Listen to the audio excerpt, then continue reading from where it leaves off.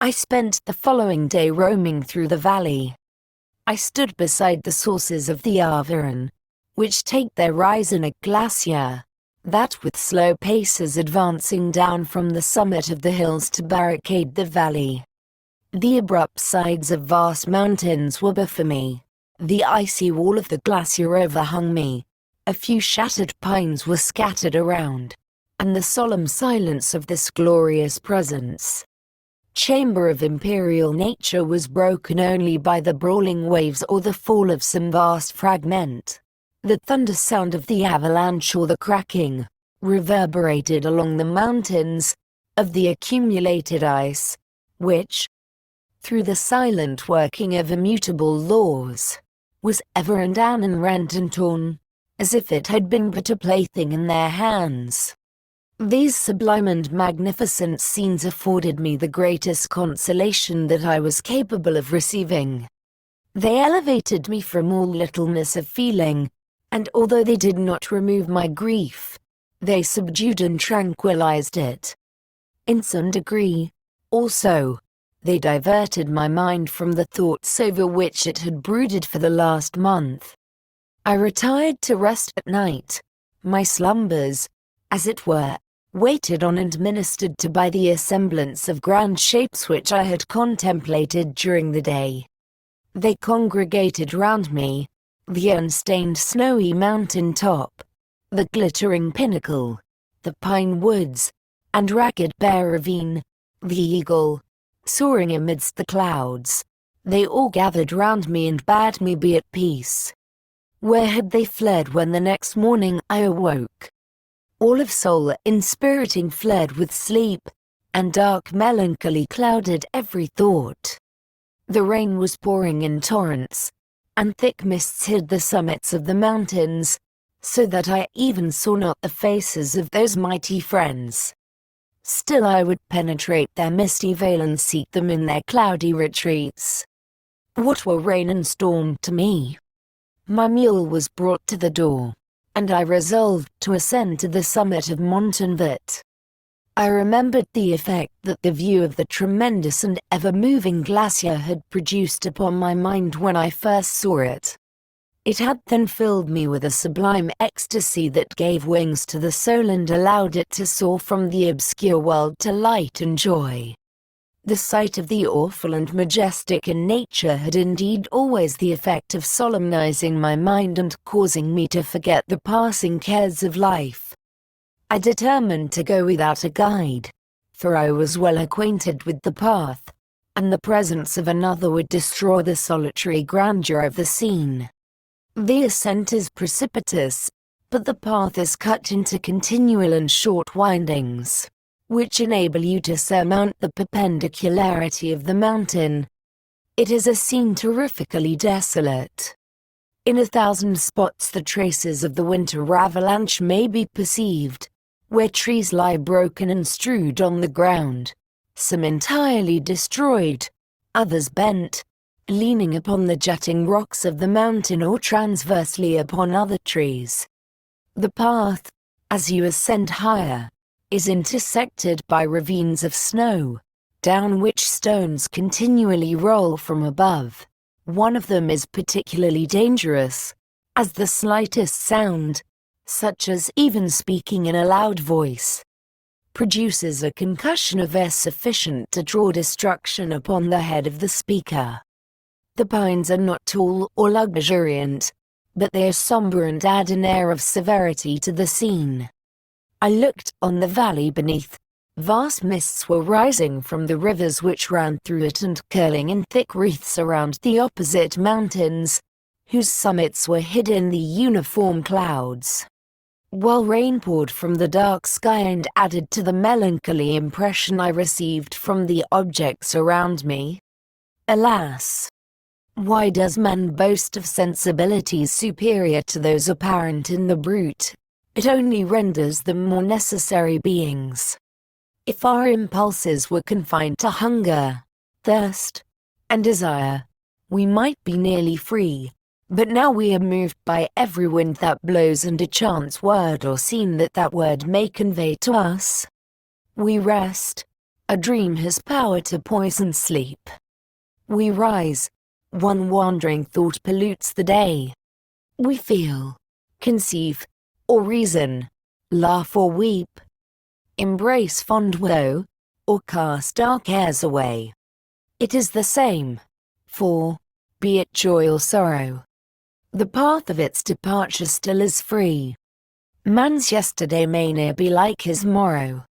Naught may endure but mutability. It was nearly noon when I arrived at the top of the ascent. For some time I sat upon the rock that overlooks the sea of ice. A mist covered both that and the surrounding mountains. Presently a breeze dissipated the cloud, and I descended upon the glacier. The surface is very uneven, rising like the waves of a troubled sea, descending low, and interspersed by rifts that sink deep. The field of ice is almost a league in width, but I spent nearly 2 hours in crossing it. The opposite mountain is a bare perpendicular rock. From the side where I now stood, Montanvert was exactly opposite, at the distance of a league, and above it rose Mont Blanc, in awful majesty. I remained in a recess of the rock, gazing on this wonderful and stupendous scene. The sea, or rather the vast river of ice, wound among its dependent mountains, whose aerial summits hung over its recesses. Their icy and glittering peaks shone in the sunlight over the clouds. My heart, which was before sorrowful, now swelled with something like joy. I exclaimed, "Wandering spirits, if indeed ye wander, and do not rest in your narrow beds, allow me this faint happiness, or take me, as your companion, away from the joys of life." As I said this, I suddenly beheld the figure of a man, at some distance, advancing towards me with superhuman speed. He bounded over the crevices in the ice, among which I had walked with caution. His stature, also, as he approached, seemed to exceed that of man. I was troubled. A mist came over my eyes, and I felt a faintness seize me, but I was quickly restored by the cold gale of the mountains. I perceived, as the shape came nearer, sight tremendous and abhorred, that it was the wretch whom I had created. I trembled with rage and horror, resolving to wait his approach and then close with him in mortal combat. He approached. His countenance bespoke bitter anguish, combined with disdain and malignity, while its unearthly ugliness rendered it almost too horrible for human eyes. But I scarcely observed this.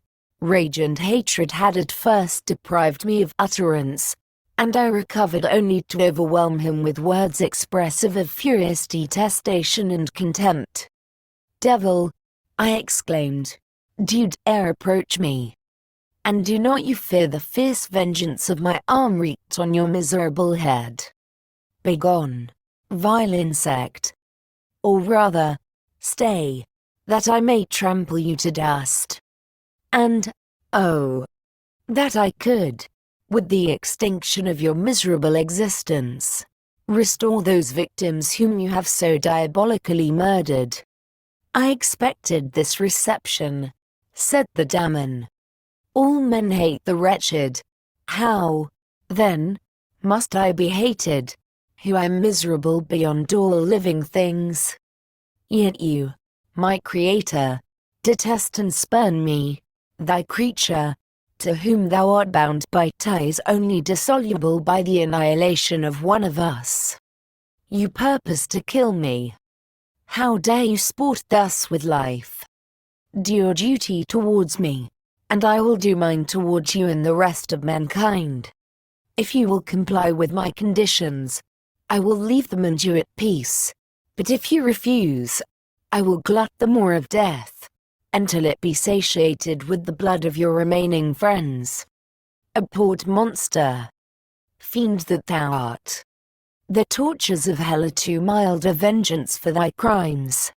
Wretched devil! You reproach me with your creation. Come on, then, that I may extinguish the spark which I so negligently bestowed.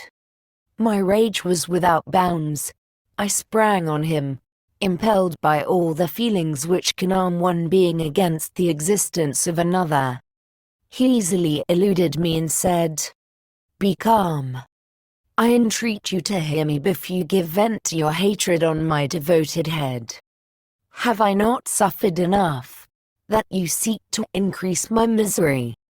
Life, although it may only be an accumulation of anguish, is dear to me, and I will defend it. Remember, thou hast made me more powerful than thyself. My height is superior to thine, my joints more supple. But I will not be tempted to set myself in opposition to thee. I am thy creature, and I will be even mild and docile to my natural lord and king if thou wilt also perform thy part, the which thou owest me. Oh, Frankenstein, be not equitable to every other and trample upon me alone, to whom thy justice, and even thy clemency and affection, is most due. Remember that I am thy creature. I ought to be thy Adam, but I am rather the fallen angel, whom thou drivest from joy for no misdeed. Everywhere I see bliss, from which I alone am irrevocably excluded. I was benevolent and good. Misery made me a fiend. Make me happy, and I shall again be virtuous. Begone. I will not hear you. There can be no community between you and me. We are enemies. Begone, or let us try our strength in a fight, in which one must fall. How can I move thee? Will no entreaties cause thee to turn a favorable eye upon thy creature, who implores thy goodness and compassion? Believe me, Frankenstein, I was benevolent. My soul glowed with love and humanity. But am I not alone, miserably alone?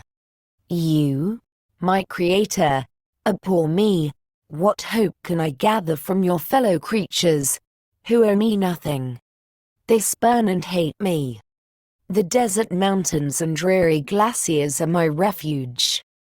I have wandered here many days. The caves of ice, which I only do not fear, are a dwelling to me, and the only one which man does not grudge.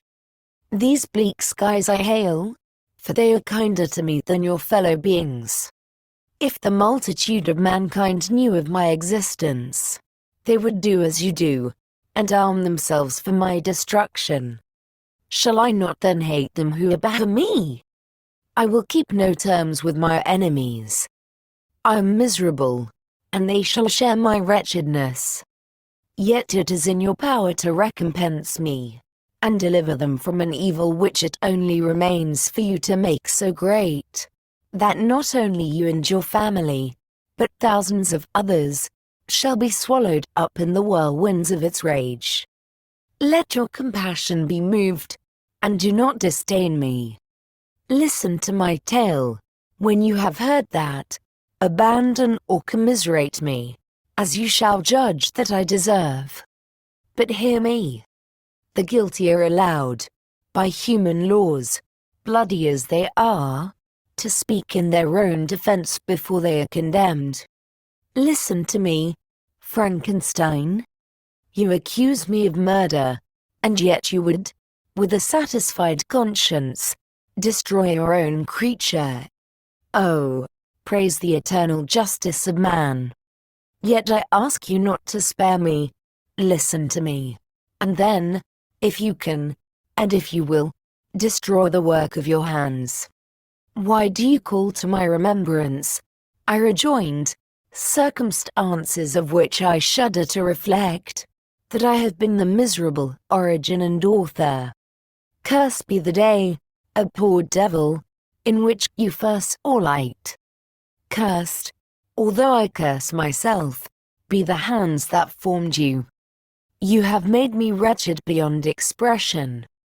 You have left me no power to consider whether I am just to you or not. Begone. Relieve me from the sight of your detested form. Thus I relieve thee, my creator, he said, and placed his hated hands before my eyes, which I flung from me with violence. Thus I take from thee a sight which I abhor. Still thou canst listen to me and grant me thy compassion. By the virtues that I once possessed, I demand this from you. Hear my tale. It is long and strange, and the temperature of this place is not fitting to your fine sensations. Come to the hut upon the mountain. The sun is yet high in the heavens, before it descends to hide itself behind your snowy precipices and illuminate another world. You will have heard my story and can decide. On you it rests, whether I quit forever the neighborhood of man and lead a harmless life, or become the scourge of your fellow creatures and the author of your own speedy ruin. As he said this, he led the way across the ice. I followed. My heart was full, and I did not answer him. But as I proceeded, I weighed the various arguments that he had used and determined at least to listen to his tale. I was partly urged by curiosity, and compassion confirmed my resolution. I had hitherto supposed him to be the murderer of my brother, and I eagerly sought a confirmation or denial of this opinion. For the first time, also, I felt what the duties of a creator towards his creature were, and that I ought to render him happy before I complained of his wickedness. These motives urged me to comply with his demand. We crossed the ice, therefore, and ascended the opposite rock. The air was cold, and the rain again began to descend.